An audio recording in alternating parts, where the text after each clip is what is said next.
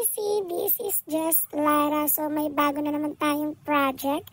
As you can see, ang gulo-gulo ng sapatosan namin dyan. So may mga collection ng sapatos si Daddy at nahihilo na ako. Kaya naman, tinawag na natin ang ating father na one call away. Ayan, kung nakikita nyo guys, mga sisi ay nagsusukat na si Papa. At sinabi ko na sa kanya kung hanggang saan. Kaya naman ayan, nagsusukat na din siya ng plywood. Ayan, ito ay ano lang, mga debris. Mga galing lang yan sa mga condo na plywood na parang yung mga cabinet na tinanggal-tanggal. So, ayan. Meron tayong mga extrang ganyan, kaya yan ang gagamitin natin. So, wala tayong gagastusin sa project na ito. Kung anong meron lang tayo dito sa bahay, iyon ang ating gagamitin. So, pagkasukat ni Papa kanina doon sa pader, sinukatan niya na rin yung ating plywood. Hindi ko alam kung anong tawag ng plywood yan, pero para siyang lawanet. Ayan, parang ganun yung klase ng plywood ang ating gagamitin. Ayan, nagsusukat na si Papa. Ang sukat ng taas ng ating gagamitin, na ating gagawing project is 33. Ayan, 34, parang mga ganun siya. At yung lapad niya is 26, 27. So, ayan, sinusukat na ni Papa ang kanyang mga plywood. Ayan, mga sisi.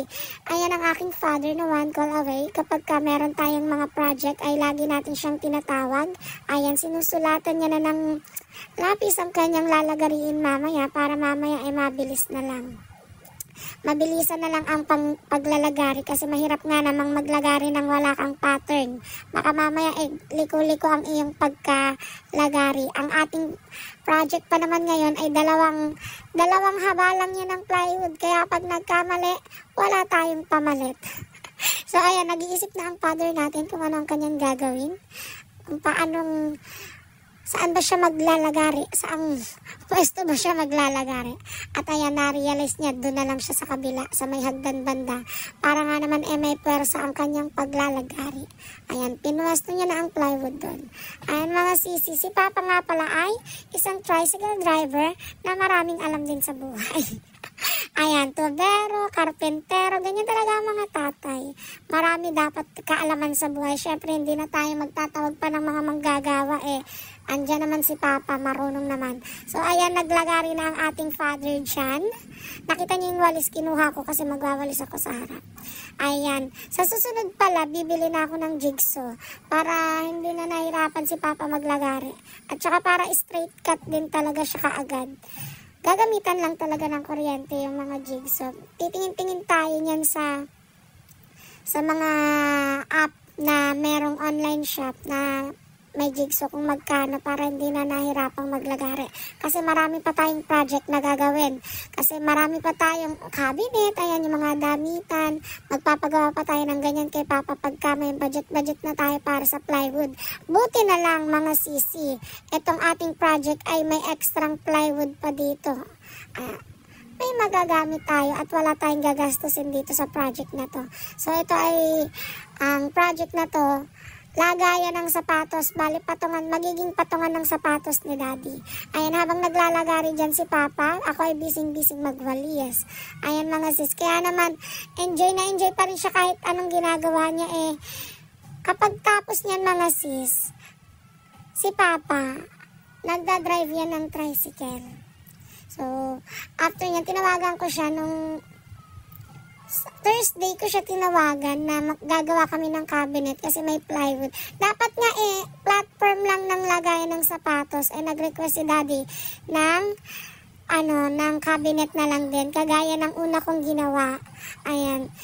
Para magpapantay siya dun sa may TV namin banda. So, ayan.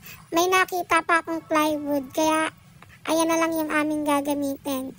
Pero nung nag-request si Daddy na cabinet daw, naghanap pa ulit ako ng isa. Good thing, meron pa parehas na sukat. Ayan kasi ay pinto ng cabinet. Kaya pantay na pantay naman. At sumakto din sa sukat mga sisi ko ha. Sumakto sa sukat ng sinukat ni Papa. May labis lang na konti pero hindi nagkulang. Ayan, good thing na may mga ganun tayo. Ayan, habang naglalagari si Papa, naawa ako. Gusto ko ako na lang maglagari.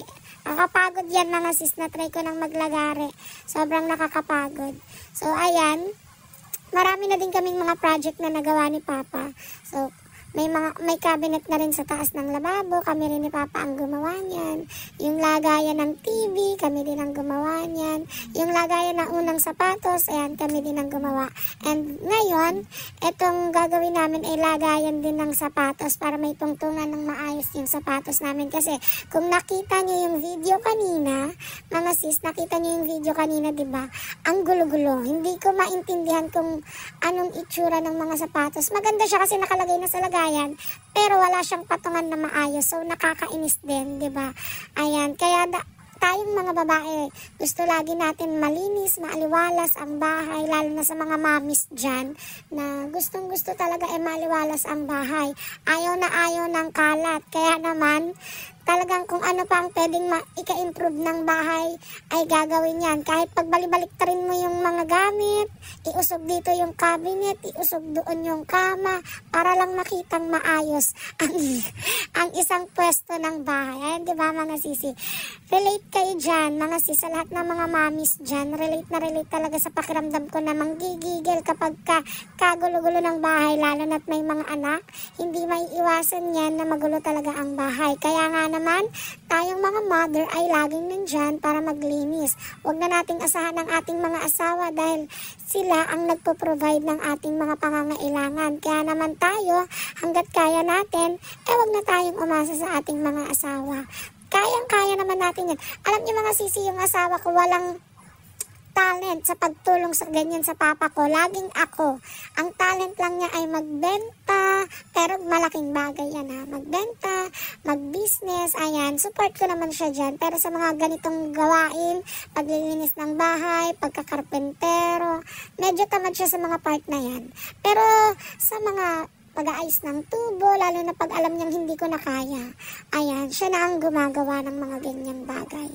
Ayan mga sis, ang kailangan lang talaga natin para maging maayos ang isang pamilya ay magsuportahan. Kung ano yung kaya ng babae, gawin mo. Kung ano ang kaya ng lalaki, gawin niya.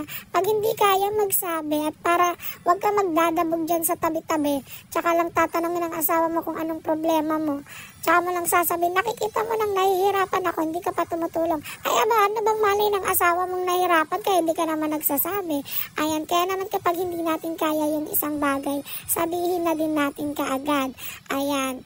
Medyo nakatatlong hati na si Papa dyan at kami ay nagbubuo na ng cabinet. Mahaba-haba ang kwentuhan natin. Ayan. Ayan mga sis, kung makikita nyo, naglalagay si Papa dyan. Wala kaming stickwell. So, meron kaming ginamit. Ano man tawag dito sa puti na to na nilalagay sa plywood? Hindi ko maalala. Basta, DIY lang din yung ginawa ni Papa. So, ayan, magpupukpok na tayo. Itatayo na natin ang ating cabinet. Ayan, unti-unti na siyang mabubuo. So, sinusukat at pinapantay na yan ni Papa. Pati pako, mga sis, hindi tayo bumili kasi yung pako niyan, yung ginamit namin nung inayos ni Papa yung kisame. So, hindi ko na na-vlog yun kasi sobrang daming ginagawa. So, may pako lang tayo na mga extra, may plywood. Ayan. Basta kumpleto ang gamit sa bahay. Kapag ka may project ay ipagagawa, kung merong mga extrang budget, pwede tayong bumili ng plywood. Pero sa susunod maaasahan nyo mga sisi ko, meron na tayong pangkat ng maayos sa mga plywood natin para hindi na rin mahihirapan si Papa. So, ayan, pinupukpok na ng pako ang ating cabinet. Ayan yung isang linya pa lang yan ang cabinet natin. Pero makikita nyo dyan mamaya, magiging maayos din yan. So, ayan mga sisi, bumalik na nga tayo sa ating kwento. Ayan, pagka nag-aasawa kayo, dapat alam nyo ang kahinaan at kalakasan ng bawat isa at magsusuportahan talaga kayo. So, super nice ng ganong situation palagi sa buhay. Pero hindi natin maiwasan, syempre may mga hindi rin pagkakasundo sa isang mag-asawa. Kaya tayo mga sisi ko, hanggat kaya nating suportahan ang ating asawa, wag nating sisilipin yung mga bagay na ginagawa nila, i-support natin sila mga sis. Alam nyo, yung mga lalaki, ganyan talaga ang gusto nila, yung sinusuportahan sila sa kanilang ginagawa. Sabi nga sa amin ng aming pastor, ang katagumpayan ng isang lalaki ay nasa babae. Ang kabagsakan niya din ay nasa babae. Kaya lagi nating iisipin kung gusto nating magtagumpay sa buhay bilang isang pamilya, bilang isang asawa, susuportahan natin ang ating mga asawa sa lahat ng kanilang ginagawa.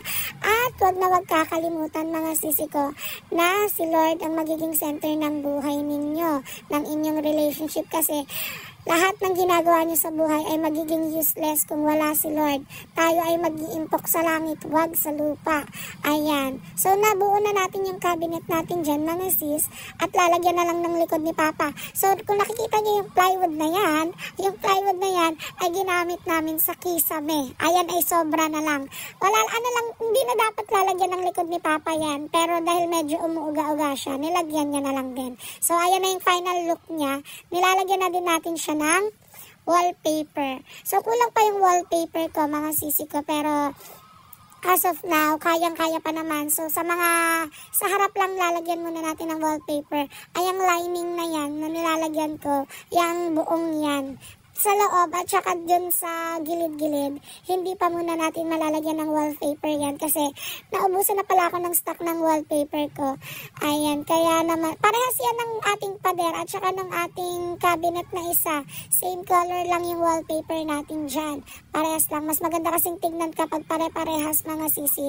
Mas maaliwala siya tignan sa mata. Ayan.